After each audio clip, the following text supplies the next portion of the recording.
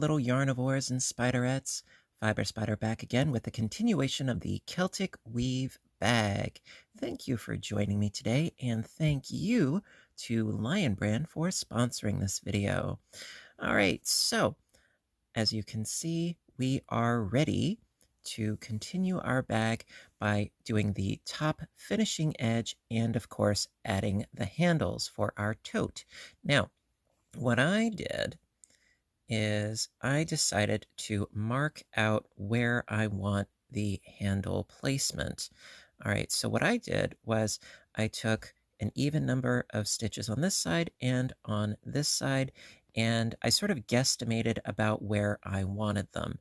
Now, how the handles are going to work is very similar to a previous project that I did, which is the virus bag, where we're going to be going around and around to sort of solidify the top, and then creating a long chain from here to here.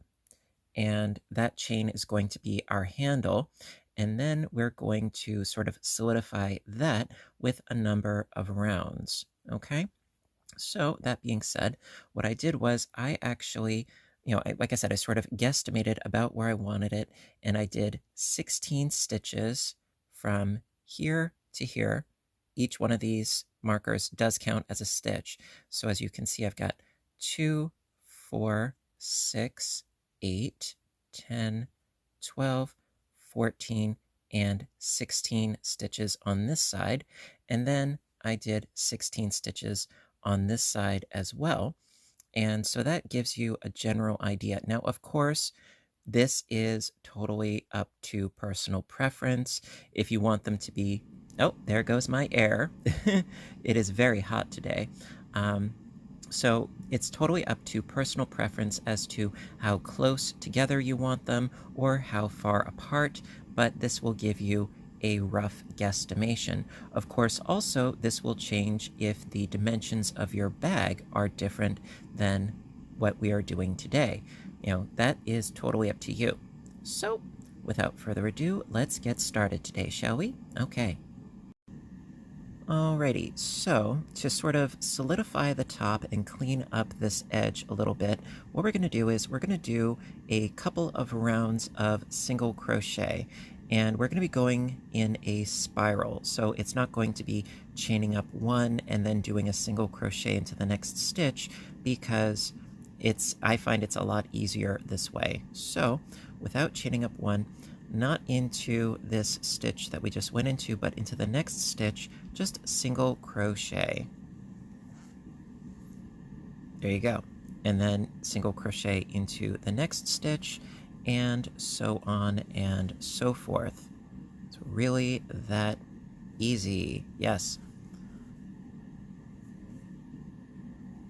So just single crocheting, and then what you could do, which I would recommend, is when you reach one of your stitch markers, which, if you don't have stitch markers, that's totally fine.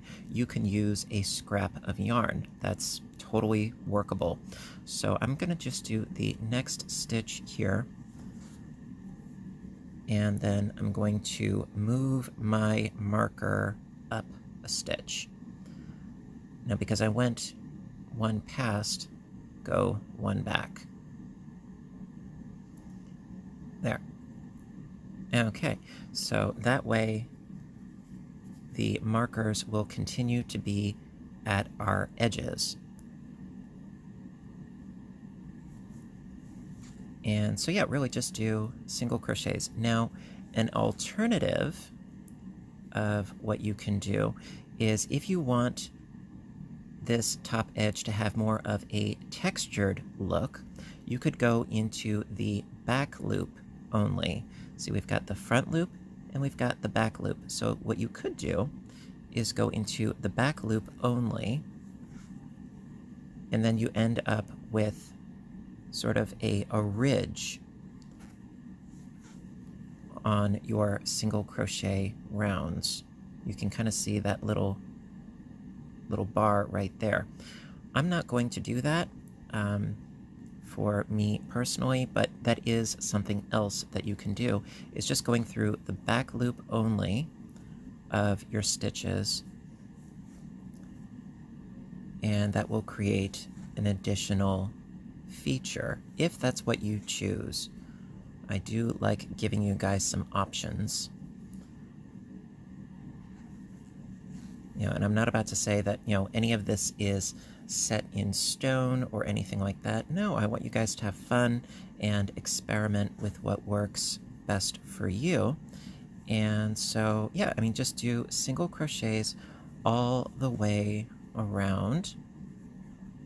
And I would say, maybe, 2 or 3 rounds of single crochet stitches, which will give your piece a little bit of additional height.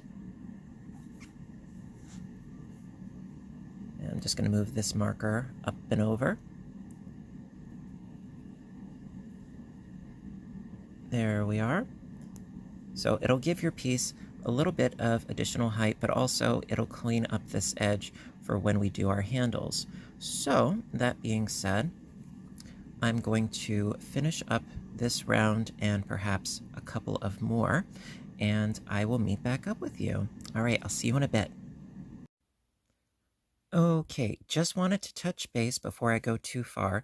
So I'm almost done with one round of my single crochet stitches, and right here, that's where we did our first single crochet. So I just have 2 more to go. Whoop. I'm good at that. All right, so I just have 2 more stitches. And like I said, because we're going to be going in a spiral, it's not going to be slip stitch, chain up 1, and so on and so forth. No, I'm just going to go directly from here. By the way, that is our double crochet from earlier, so that does not count. So going directly into this first single crochet with a single crochet. That way there's no sort of stepping up and so forth to worry about, no join to worry about. So that is all you do when you have completed a full round. Makes it a bit more seamless, I find. And so I'm going to, like I said, do a couple of these single crochet rounds. And I got to move my marker over. It happens. And so yeah, I'm going to do a couple of these rounds. Nothing major. Just clean it up a little bit. I mean, it's already looking very nice. So what I might do is just complete a second round of the single crochets, and we shall go from there to create our handles. Okay, so I will be back as soon as I'm done, and I will see you shortly. All right. Okay, so I finished my second round of single crochets. It was approximately about here or so. And so this is the first marker. What we're going to do actually is we're going to bypass this marker and we're going to stitch to the second marker back here. And that's where we're going to start our first of the handles. So just going to single crochet. And as per usual, going to move my marker up, just go into the next one, and then shift it up and over. Now, of course, you can do this at any point. Also, another point of note is that when you are making bags, this is a way, not just for this particular project, but this is a way in general that you can make handles to the tops of your bags, which I really like because this way you don't have to, sew a strip of a handle and then attach it by sewing it. That's, no, that is not my forte. No. I like to make things easy and just additional sewing and seaming, not my favorite thing. So I'm just stitching over these stitches here and then going to stitch into the marker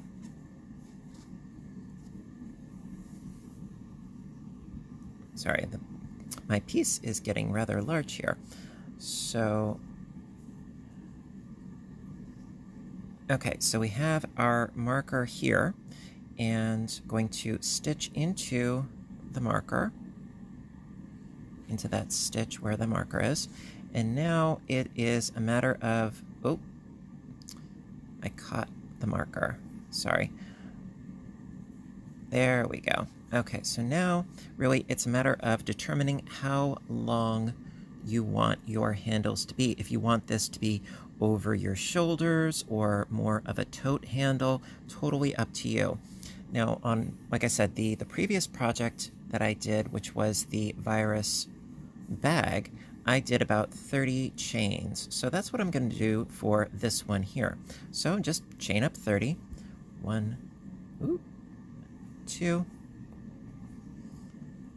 3, 4, 5, 6, 7, 8, 9, 10, 11, 12, 13, 14, 15, 16, 17, 18, 19, 20, 21, 22, 23, 24, 25, 26, 27, 28, 29, and 30.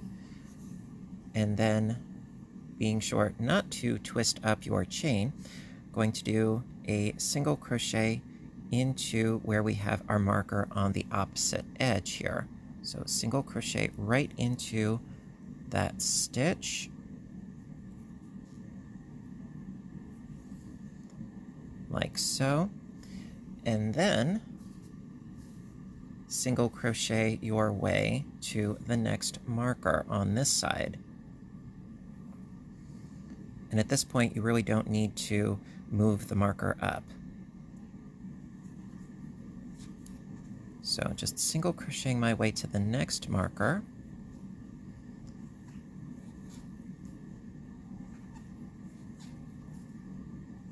Really easy peasy. And that's why I like this method.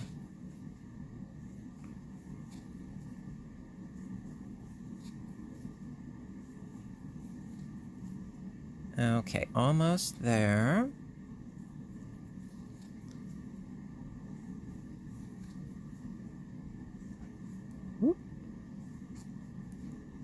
Okay, and just single crochet into this stitch with the marker, right in there.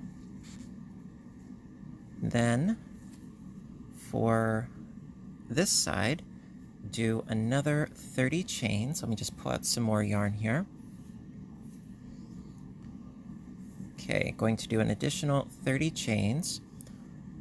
1, 2, 3, 4, 5, 6, 7, 8, 9, 10, 11, 12, 13, 14, 15, 16, 17, 18, 19, 20, 21, 22, 23, 24, 25, 26, 27, 28, 29, 30, and then immediately going into the stitch with the marker on this side with a single crochet. And there you go.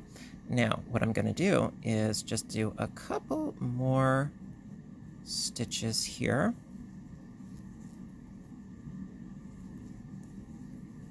Sort of lock it in there. Now, at this point, this is the sort of magic moment for you.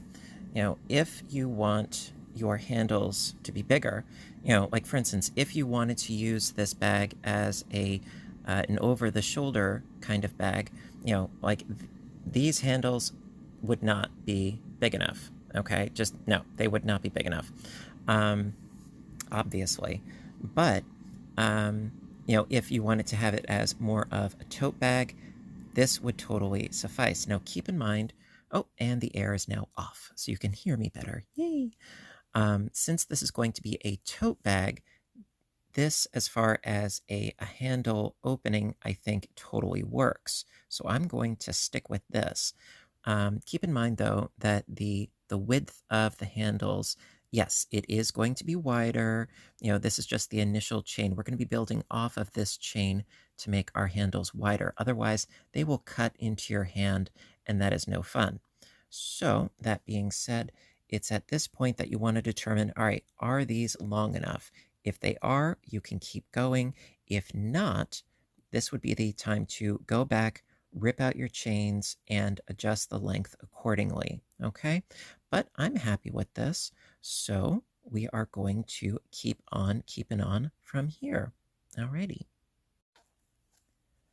Okay, so if you have determined that the length of your handles is what you want it to be, the rest of this project is very, very, very simple.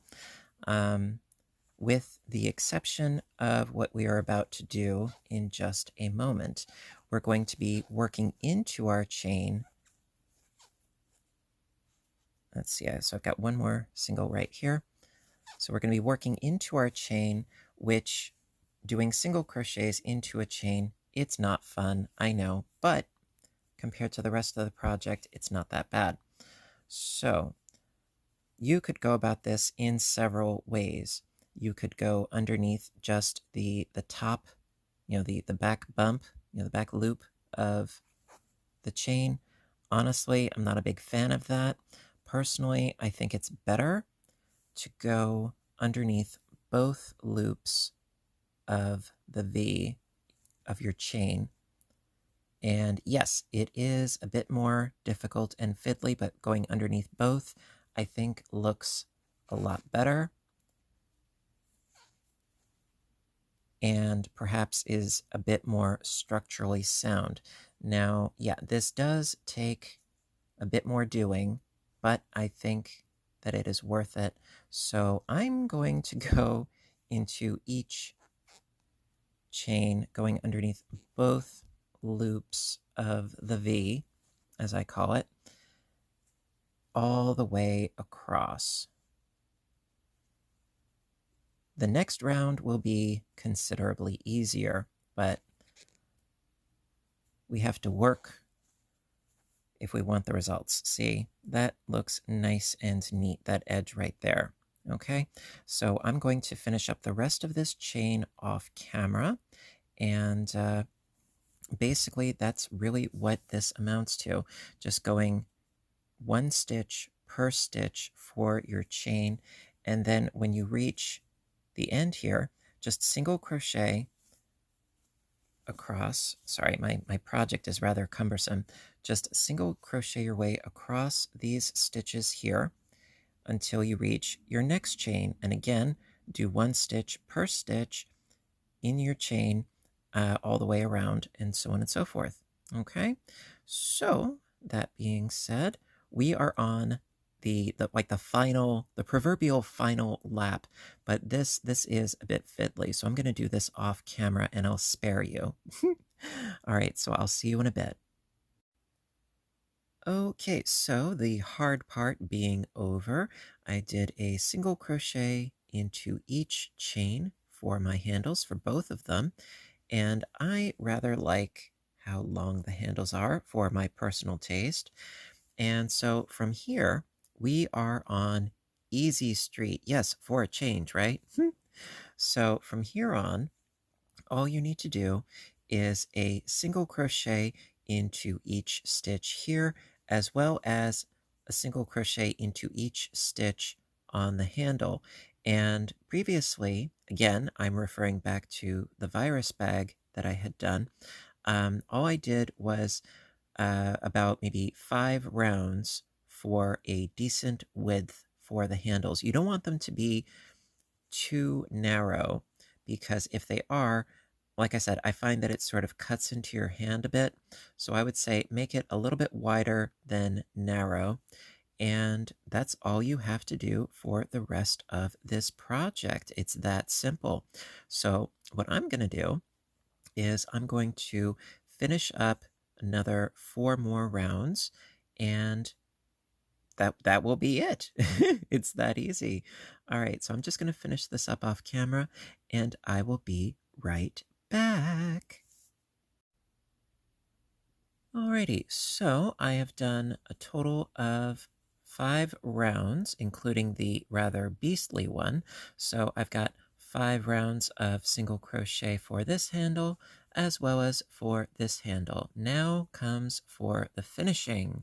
So quite simply, all I did was stop midway between the handles, because if I kept going, this one would have 6, this one would have 5. So midway between the handles, and this is the exact side of the bag, all I did was stop halfway, going to slip stitch,